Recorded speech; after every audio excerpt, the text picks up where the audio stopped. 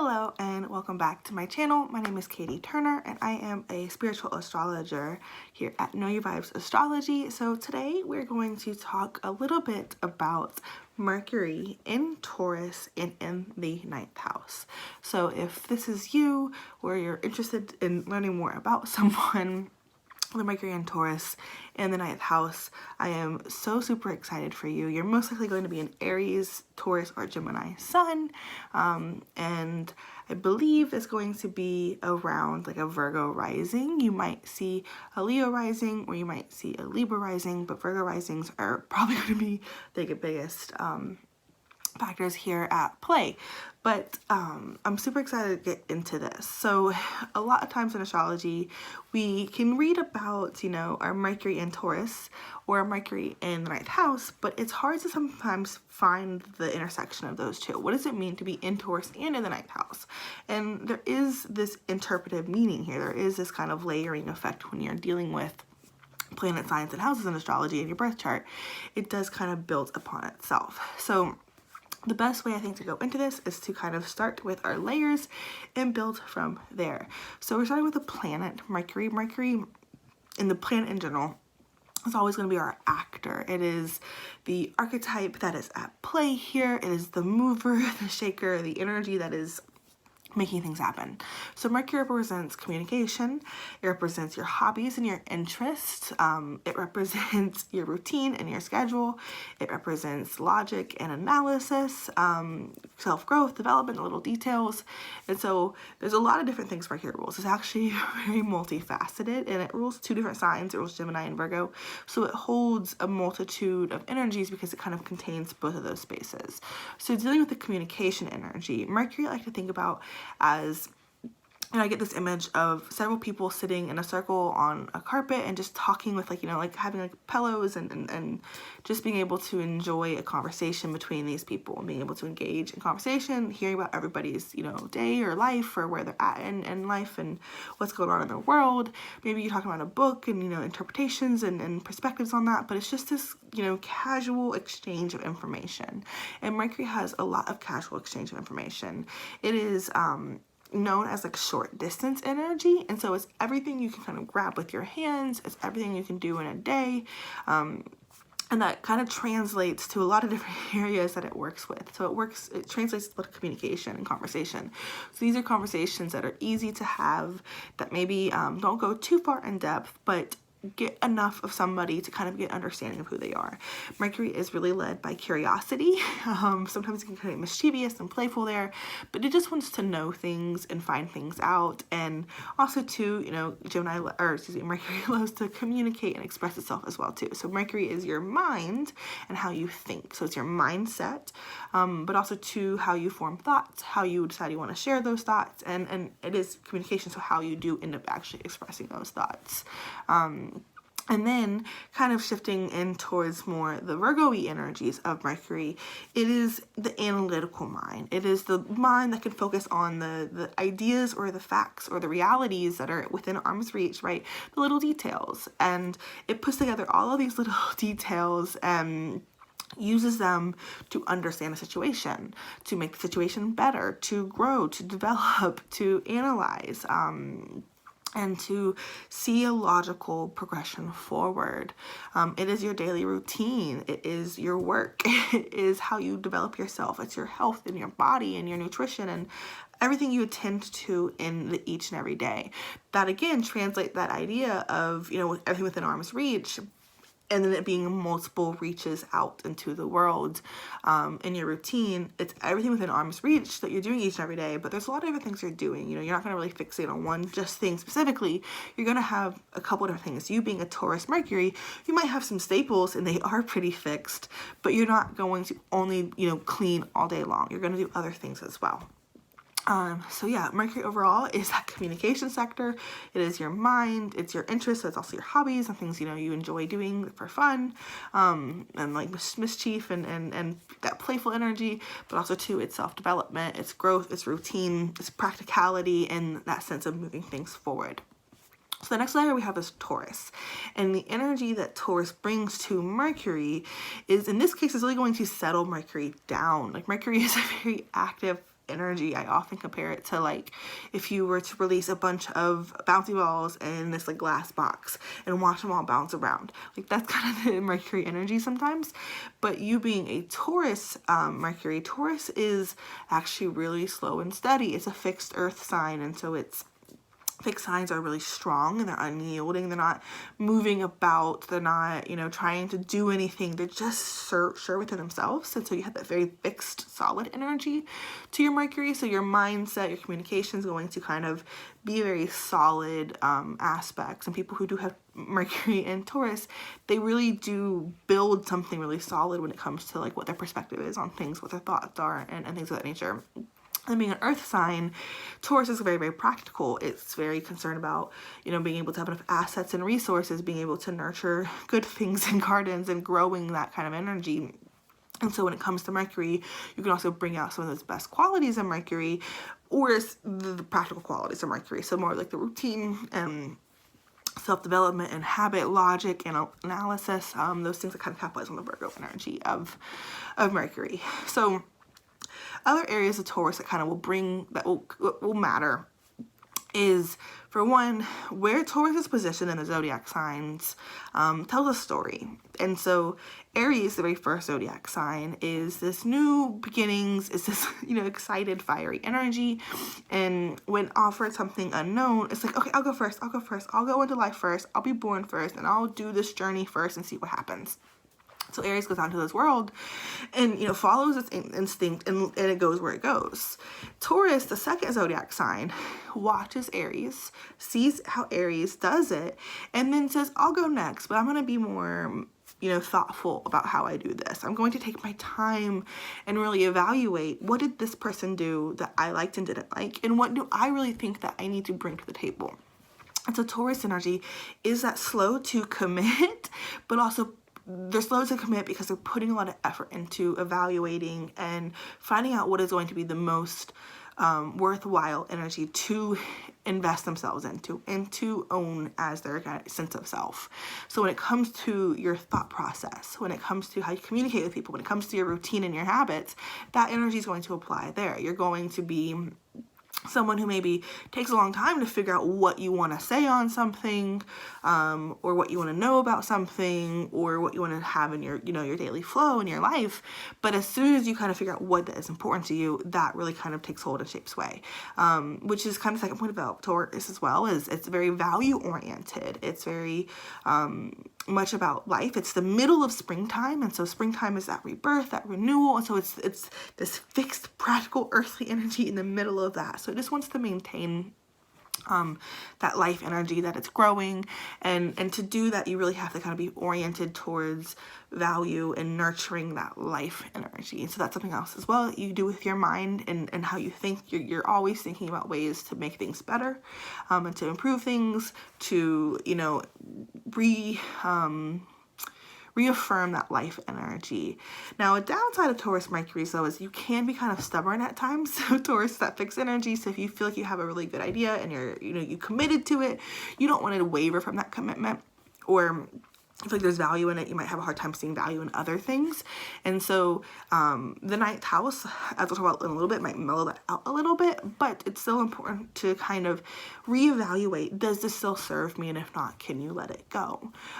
Taurus is also to your self-worth and your self-esteem. And so people with Taurus Mercuries, they're going to get a lot of their self-esteem and their self-worth from their mental capabilities, your ability to be logical, your ability to socially connect with people, your ability to kind of form a routine that is healthy and develops you in the best way possible. So if you are someone who's struggling with self-esteem or struggling with any of those areas, it might be worth, kind of really reevaluating that, and how can you breathe in some self-love, and also to how can you nurture that life energy that you really want to bring to the table. Taurus Mercury can also be very money mindset oriented. You could be very good with finances and stuff, especially your own finances. Taurus is your own personal stuff, whereas like Scorpio is like joint assets.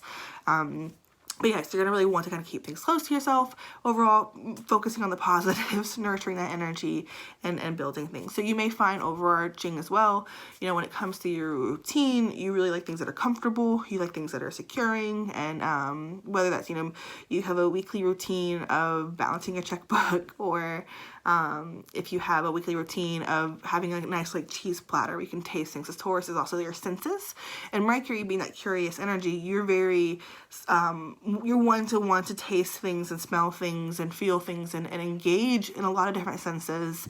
Not one for a really, really long time, but just kind of multitudes, and engage in that kind of way, and bring things towards you. So that's something you can also do as well in your routine, is put that energy into your life, and yeah, just growing all that good stuff. So now when we take that energy of Mercury and Taurus and we put it in the house is the arena. It's the zone that this energy really operates in. And so when I mentioned the zone that it operates in the ninth house really speaks to your higher mindset, your higher knowledge, your philosophies, your life truths. It definitely rules college. It rules, the eat, pray, love type journeys that we can, do sometimes, where we just go on this long journey, this pilgrimage to find ourselves and follow this big picture. It is otherworldly energy. It is reading books that, take you on adventures that are far outside of your own. And it's just this expansion arena. It's the arena where we expand ourselves and where we grow ourselves. If this sounds a little opposition-y to Mercury, that's kind of because it is. So the ninth house is related to Jupiter or Sagittarius, which is opposite to Mercury and Gemini.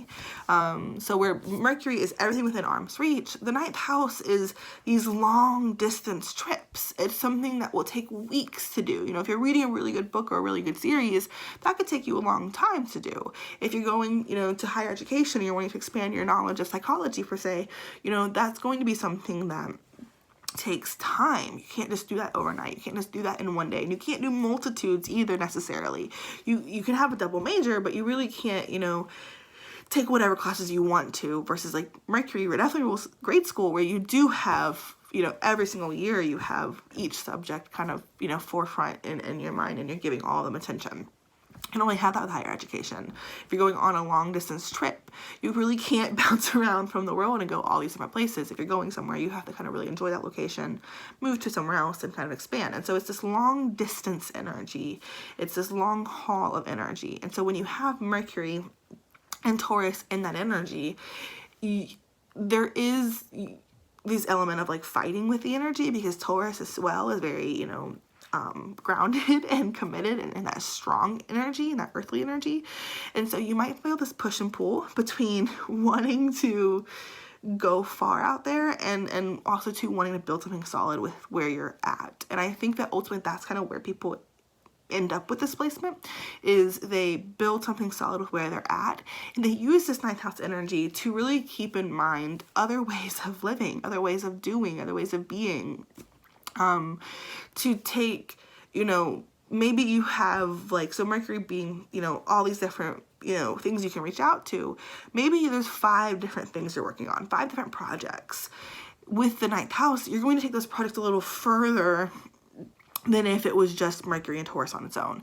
You're going to expand them a little higher. So you maybe cultivate more expertise in your field of, mental capabilities, whatever you're interested in. You're going to know a lot more about it.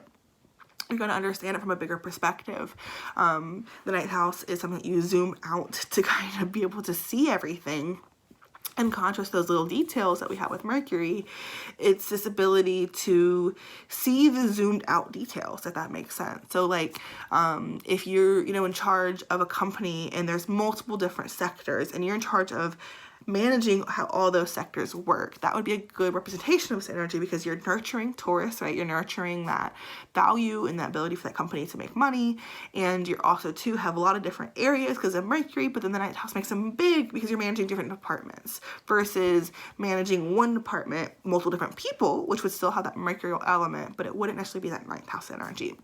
So this is more this zoomed out, but still little pieces example. And so you might not zoom out as much if you didn't have that Mercury energy. However, you're finding that happy medium. You're finding that bridge essentially between that big picture in the little details. But yeah, the ninth house, you're definitely going to want to bring adventure into your thought process. You might really enjoy when, you know, someone from a different culture or country moves into your neighborhood, because Mercury being so close to you, it is your neighborhood, your community, it's your close proximity, you know, your city, your town.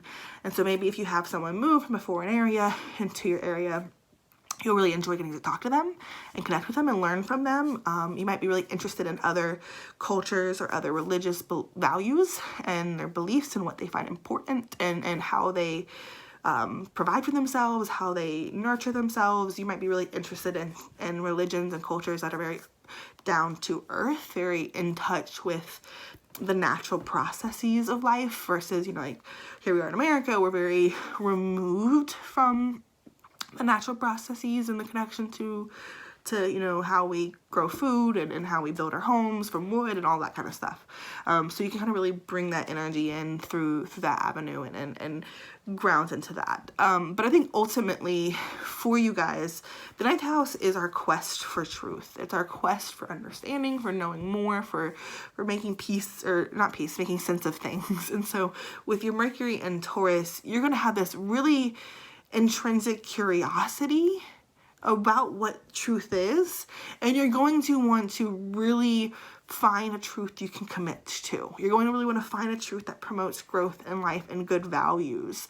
So you might find wherever you are in this journey, maybe you're in the beginning of this journey and you're still trying to garner experiences, you're still trying to learn from other people, you're still trying to expand yourself to figure out what your truth is, but you're on that search, or you have already kind of started to draw your conclusions, and you've already kind of made your commitment to what you think the truth is. And in that case, you're probably going to be very Taurus-like and very strong in that belief, which can be very good if you need to advocate for that, or to argue for that if you have to, or to be able to continue to invest in that truth if that's something you really want to kind of own. This energy will help you kind of invest in that. However, you may also find too that if that truth adapts and changes, as truth sometimes does, and you're not open to shifting that, it can be kind of hard to kind of go with the flow and adapt to change there, which is something I do see with these kind of placements. So being able to kind of adapt with the change and keep things moving forward is a helpful trait to have. And if you have any mutable energy in your chart or cardinal energy, that's something you kind of bring in into play as well. If you have Pluto or Scorpio energy, it's maybe more of a grieving process as you let go of the old. Taurus can get really kind of attached to that life, and the opposite of life is death. So there is that kind of like having to let things go and release things and whatnot. But yeah, it's how you expand yourself. It is how you form your truth. It is how you go on adventures. It's how you learn about the world outside of yourself. And so that beautiful Mercury and Taurus energy takes that ninth house energy and finds that beautiful bridge between cultivating something great here while also to expanding outward and allowing things to grow bigger and bigger and better. That ninth house being luck and opportunity and adventure. It's just this kind of really fun experience when you allow yourself to kind of have that flexibility. I think that is one of the biggest things to kind of keep in mind for your placement, is avoid stagnation, avoid staying still.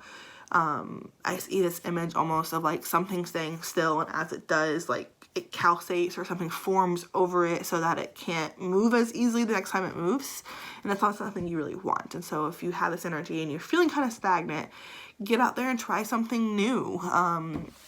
Give yourself maybe a little bit longer to explore that new thing than, maybe, it's not like, let's try learning, like do an online class for a subject for like 1 week. Give yourself a couple months and see if you really like it, or if you don't, then switch to something new. But explore those curiosities, because you never know where they're going to take you. You never know what opportunity they will find for you, and I think you'll really enjoy it in the long run. So that is Mercury and Taurus in the ninth house. If you have any questions about this placement, please let me know. I would love to also hear as well, if this is you or someone you know and it really resonates, leave a comment down below saying what resonates and what your favorite part of this video was. What's your takeaway? What's your take home? What are you going to move forward with? I think that's something that I absolutely love about astrology, is every time you engage with it, you dive into it, you always get this message, you get a takeaway with you, and it kind of becomes really personal. So if that is you, if you're feeling that, let me know, please. If you like this video and want more, please subscribe and like. You can also check out my my website. I do readings as well, and then I also have an email list, so I will leave the link down below on how to join the email list, where you will get emails on that is mostly going to be transit energy, what we're currently moving through, and updates around that, as well as news about what I'm doing here at Know Your Vibes Astrology. We have some fun projects and things lined up for 2021. I'm super excited for. I'll leave that down below as well too, so you can kind of hop on that if you'd like and say hello to me through email. But thank you guys so much for listening. I love you, and I'll talk to you again soon.